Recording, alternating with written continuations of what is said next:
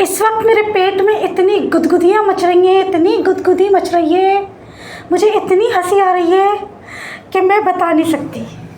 आज भी मेरा वॉइस ओवर करने को दिल नहीं चाह रहा था, लेकिन अभी आज थर्सडे वाले दिन सुबह 10:40 पे जो मैंने वीडियो अपलोड करी है ना, तो उस वीडियो को देख के सुन के मुझे इतनी हंसी आ रही है, इतनी हंसी आ रही है सोचकर कि मेरी वीडियोस देख देख कर लोगों की रातों की नींदें उड़ गई होंगी 101%। मैं तो मज़े से वीडियो अपलोड करके सुकून से मज़े की नींद गधे घोड़े बेचकर रात को सो जाती हूँ, लेकिन मेरी वीडियोस देख देख कर ना 101% मुझे पक्का पक्का यकीन है कि लोगों की रातों की नींदें उड़ गई होंगी।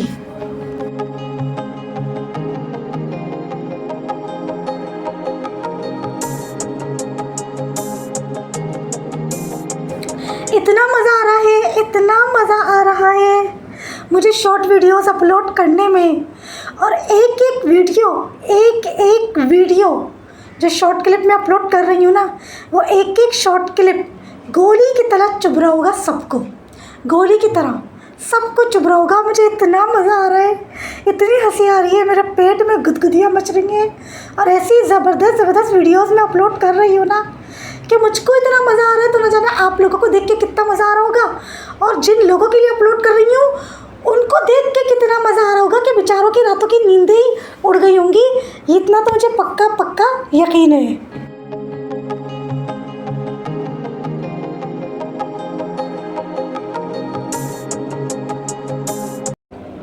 बकरीद गुजर गई थी, न शामी कबाब बना पा रही थी, न कच्चे कीमे के कबाब बना रही थी, कोई से भी कबाब बना ही नहीं पा रही थी। असल में फ्रीज़र में जगह नहीं थी, तो जब फ्रीज़र में थोड़ी जगह हुई तो फिर मैंने अपने हस्बैंड से बोला कि अब मैं 1 बाय 1 2-3 तरह के कबाब बना के रखूँ फ्रीज़र में, क्योंकि फिर क्या होता है कि कभी कुछ नहीं समझ में आ रहा होता ना कि क्या पकाएं, तो फिर यही होता है सोल्यूशन कि भाई फ्रीज़र में शामी कबाब रखें, कच्चे कीमे के कबाब रखे हुए, आलू चिकन के कबाब रखे हुए, तो कोई भी निकाल कर फ्राई कर लो, तो वो फिर एक टेंशन आपकी ख़त्म हो जाती है। तो बस यहाँ पर मैंने बनाए थे कच्चे कीमे के कबाब। पिछले व्लॉग में मैंने शामी कबाब दिखाए थे, इस वाले व्लॉग में मैंने आपको दिखाए हैं कच्चे कीमे के कबाब। अच्छा, कच्चे कीमे के कबाबों में मैं डालती हूँ पिसी हुई प्याज, पिसा हुआ लहसुन अदरक, पिसी हुई हरी मिर्ची, हरा धनिया, पुदीना, नमक, पिसी लाल मिर्च, हल्दी, पिसा गरम मसाला, पिसा ज़ीरा और सीख कबाब मसाला, और बाइंडिंग के लिए आटा। बाकी कोई इसमें कच्चा पपीता, कचरी पाउडर, बेकिंग सोडा ये कुछ भी नहीं डालती, क्योंकि मेरे ना कबाब फ्राई करते वक्त टूट जाते हैं। बहुत साल तक मेरे कबाब जो है ना वो बर्बाद हुए हैं, मतलब बन ही नहीं पाते थे। जब फ्राई करने के लिए रखो तो वो टूट जाते थे, नहीं मतलब वो स्मूथ जो है ना साबुत कबाब नहीं रह पाते थे। तो बस अब मैं इस तरीके से बनाती हूँ, तो अब अल्लाह का शुक्र है अल्हम्दुलिल्लाह मेरे कबाब जो है वो बिल्कुल भी नहीं टूटते।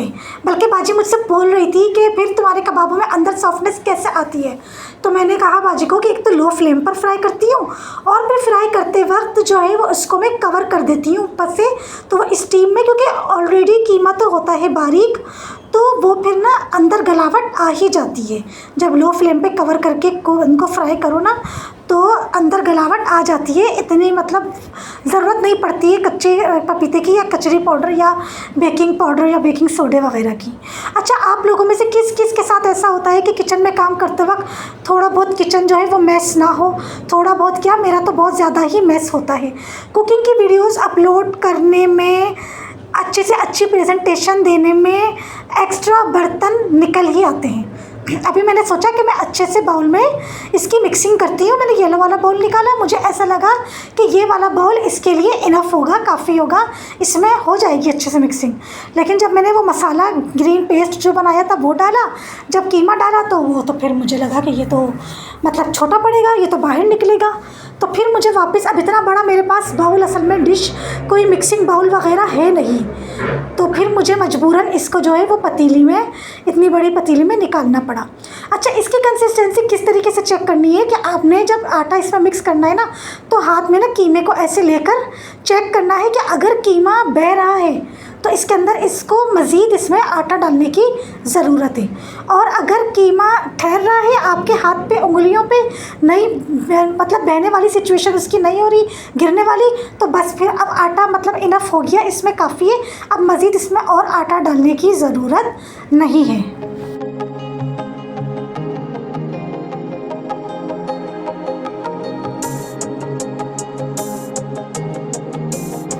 सुबह के वक्त मैं इस तरीके से कच्चे कीमे के कबाबों की मैरिनेशन करके फ्रिज में रख देती हूँ दिन भर के लिए, ताकि अच्छे से सारे मसाले इसमें मिक्स हो जाएं। और फिर रात को जब हम इनको कबाब को शेप देकर जब हम फ्राई करने के लिए फ्राई करें तो फिर अच्छा सा टेस्ट इसमें फ्लेवर आ जाए। तो बस सारे दिन के लिए मैंने इसको मैरिनेशन करके फ्रिज में रख दिया था, और रात को जब फ्राई करने का टाइम आया तो बस उस टाइम पर मैंने जितने फ्राई करने थे सुबह अपने हस्बैंड के लंच के अकॉर्डिंग उसके हिसाब से मैंने फ्राई करे, और बाकी को फिर मैंने शेप देकर फ्रीज़र में फ्रीज़ होने के लिए रख दिया था।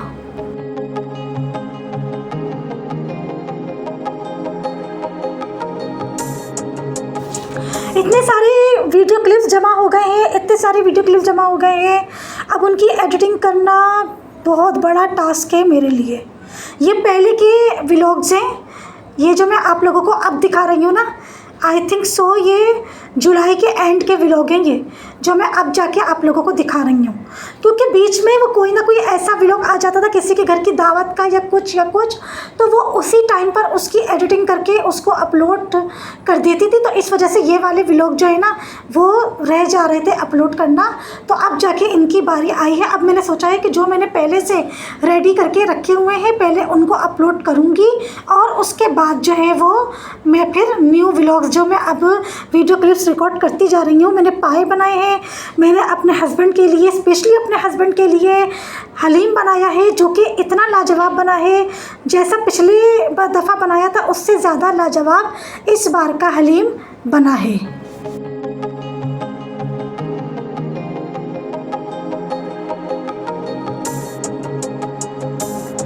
आस्तीन में सांप पालकर बैठी हुई थी, सांपों को दूध पिला रही थी। आए दिन कभी हलीम बना के बांट रही हूँ, पाए बना के बांट रही हूँ।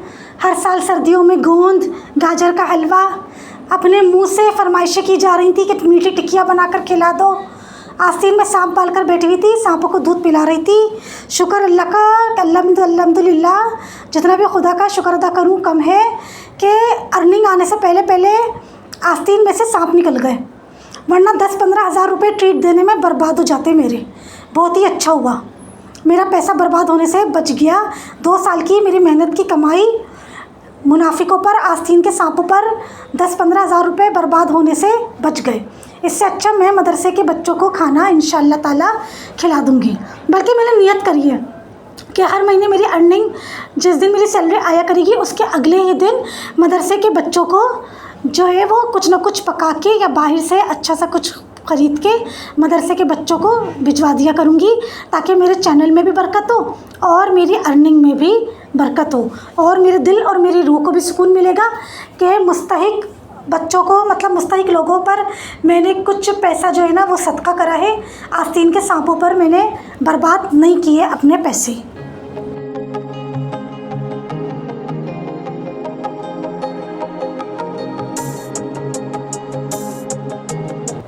मेरे हस्बैंड के दोस्त हैं, उनके घर से बकरे का गोश्त आया था और दुम्बे का गोश्त आया था। दुम्बे के गोश्त की मैंने एक्सपेक्टेशन नहीं करी थी, लेकिन फिर भी उन्होंने दुम्बे का गोश्त अच्छा खासा बेच दिया। इतना सारा था कि एक दफ़ा मैंने बिरयानी बनाई है और अभी भी एक पैकेट रखा हुआ है, उसका मैं बनाऊंगी दुम्बा कढ़ाई। लेकिन मुझसे नहीं खाया गया, मैंने सिर्फ आधी बोटी, ये मैंने दुम्बे की बिरयानी बनाई थी अपने हस्बैंड की रिक्वेस्ट पर, मैंने सिर्फ आधी बोटी खाई है और यकीन माने मुझसे बिल्कुल भी गोश्त को हाथ नहीं लगाया गया। पता नहीं कैसे लोग दुम्बा कढ़ाई इतने मज़े से बना के खा लेते हैं। मतलब जो भी खाते हैं दुम्बे का गोश्त बहुत लोगों को पसंद होता है, आकिब को पसंद है। कैसे खा लेता है आकिब? भाई आकिब तुम कैसे खा लेते हो?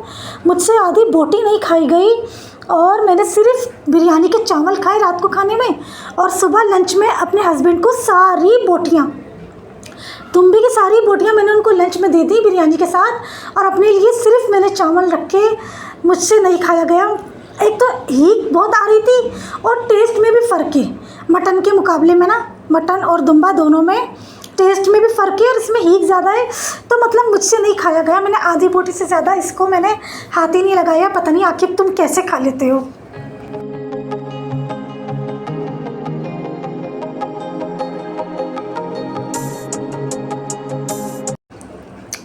मुझे खुद को अपने हाथ की, वैसे तो मैं सारी बिरयानी बहुत मज़े की बनाती हूँ, दिल्ली बिरयानी, ज़ाफ़रानी बिरयानी, मटन की मसाले वाली, बीफ की बिरयानी मसाले वाली, चिकन की बिरयानी, झींगों की बिरयानी, सब बहुत ज़बरदस्त बनाती हूँ।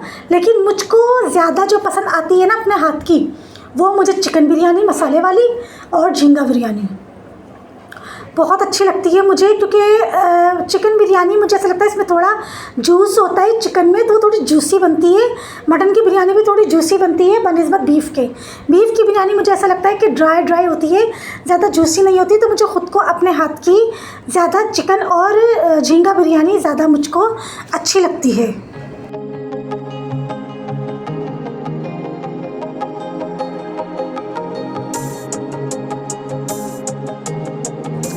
मेरे साथ मसला पता है क्या है, मुझे कोई कुछ भी बोल ले, कोई 80-85 साल की, कोई 54-55 साल की औरत, या कोई 20-22 साल की लड़की मेरे आगे बच्ची, या कोई 18-19 साल का लड़का, मुझे कोई भी कुछ भी बोल ले, मैं छोड़ दूँ, कोई बात नहीं, छोड़ दो, कोई बात नहीं, छोड़ दो।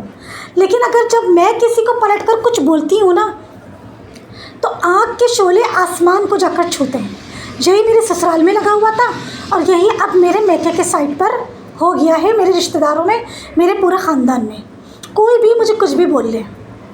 अब जो मुझसे उम्र में 12-15 साल बड़ी औरत है, या जो मुझसे उम्र में 15-20 साल छोटी बच्ची है, या बच्चा है मुझसे उम्र में छोटा 15-20 साल, उसका मेरा क्या मुकाबला। जो मुझसे उम्र में 12-15 साल बड़ी औरत है, उसका मेरा क्या मुकाबला, और जो मुझसे उम्र में 15-20 साल छोटी बच्ची है या बच्चा है, उसका मुझसे क्या मुकाबला। कोई मुकाबला बनता है। ऐसे डिफरेंस के, एज डिफरेंस के लोग मुझसे पंगे ले रहे हैं, मेरे साथ पंगेबाजियाँ कर रहे हैं। करो, जो करना है करो, मेरे साथ मेरा अल्लाह है। मुझे तो हंसी आ रही है अपनी शॉर्ट वीडियोस देख कर कि मैं कैसी ज़बरदस्त शॉर्ट वीडियोस डाल रही हूँ। बिल्कुल मेरी शॉर्ट वीडियोस जो है ना, वो गोली की तरह चुभ रही हैं इस वक्त।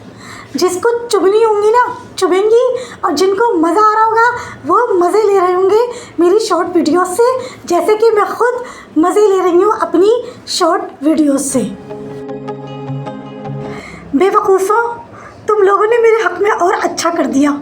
पहले मैं एक शॉर्ट वीडियो डाल रही थी, अब मैं और एक्टिव हो गई हूँ, मोटिवेट हो गई हूँ, मेरी बैटरी चार्ज हो गई है। अब देखो मैं दिन में 2 या 3 शॉर्ट वीडियो डाला करूँगी, और जिस दिन व्लॉग अपलोड करना होगा उस दिन भी दिन में सुबह में शॉर्ट वीडियो डाला करूँगी। इससे मेरा ही फ़ायदा है।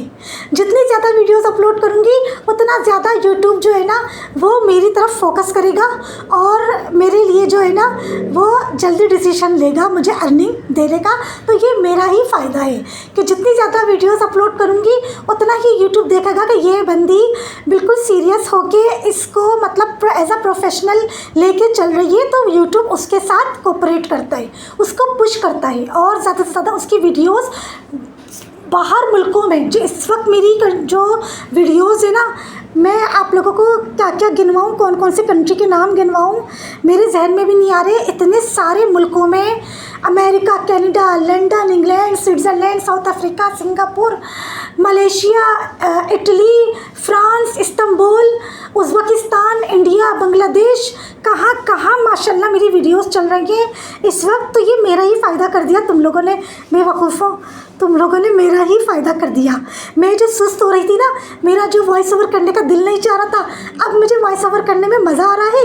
और पहले मैं रोज़ाना 1 शॉर्ट वीडियो अपलोड कर रही थी, अब मेरा दिल चाह रहा है कि मैं दिन में 3 शॉर्ट वीडियो अपलोड करूं। तो ये मेरा ही फ़ायदा कर दिया तुम लोगों ने। तुम लोग मेरा नुकसान नहीं कर रहे। अगर जगह जगह फ़ोन घुमा कर मेरी बुराइयाँ कर रहे हो ना, तो ये तुम लोग मेरा वाली बुरा नहीं कर रहे हैं, उल्टा मेरा ही फ़ायदा कर रहे हो। मुझे सब पता लग रहा है, मुझे सब पता चल रहा है कब कहाँ फ़ोन घूम रहे हैं और कहाँ फ़ोन नहीं जा रहे, किससे मेरे मुतालिक क्या बोला जा रहा है, क्या नहीं बोला जा रहा। और हंसी मुझे इस बात की आ रही है कि मेरी शॉर्ट वीडियो देखकर तुम लोगों की रातों की नींदें उड़ गई। मुझे हंसी इस बात की आ रही है, मैं तो वीडियो अपलोड करके सुकून की नींद सो जाती हूँ, तहज्जुद में उठती हूँ, मज़े से तहज्जुद की नमाज़ पढ़ती हूँ, अपनी जो भी तस्बीह पढ़नी होती हैं वो सब पढ़ के फजर पढ़ के सुकून से सो जाती हूँ। रातों की नींदें तुम लोगों की उड़ेंगी मेरी शॉर्ट वीडियोस देख देख के, और मेरे पेट में मच रही है ज़बरदस्त वाली गुदगुदियाँ।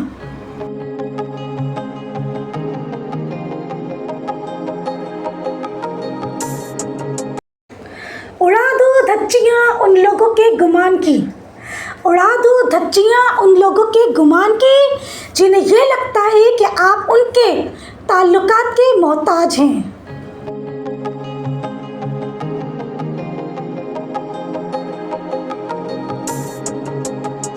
अच्छा, ये उस दिन का क्लिप है जब अभी 15 दिन पहले थोड़ी बहुत रिमझिम बारिश हुई थी, मौसम बहुत हसीन हो रहा था, तो मेरा दिल चाह रहा था पकोड़े खाने का।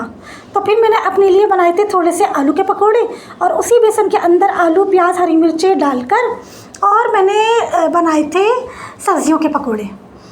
क्योंकि शाम के वक्त मैं ये पकोड़े नहीं बना सकती, मैं और मेरे हस्बैंड 8 साढ़े 8 बजे खाना खा लेते हैं, इस वजह से भी मेरे हस्बैंड का और मेरा काफ़ी वेट जो है वो कम हो गया है।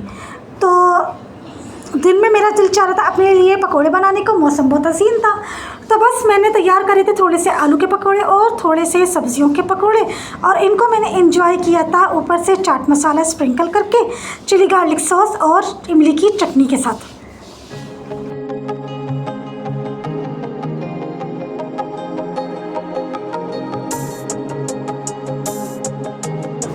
फिर उससे नेक्स्ट वीक मैंने बनाए थे लौंग चिड़े। आई थिंक वो मैं नेक्स्ट वाले व्लॉग में आप लोगों को दिखाऊंगी। लौंग चिड़े उसी वक्त ही बन सकते हैं जब आपके पास इमली की चटनी अवेलेबल हो। इमली की चटनी अवेलेबल है, बस फटाफट बेसन रेडी करा, पकौड़ियाँ फ्राई करी, उनको पानी में सॉफ्ट होने के लिए छोड़ा, इधर प्याज को स्लाइस करा, और बस पकौड़ियों का सारा पानी ड्रेन करके उसके ऊपर इमली की चटनी डाली, प्याज डाली, और तैयार हो गए हमारे मज़ेदार से लौंग चिड़े।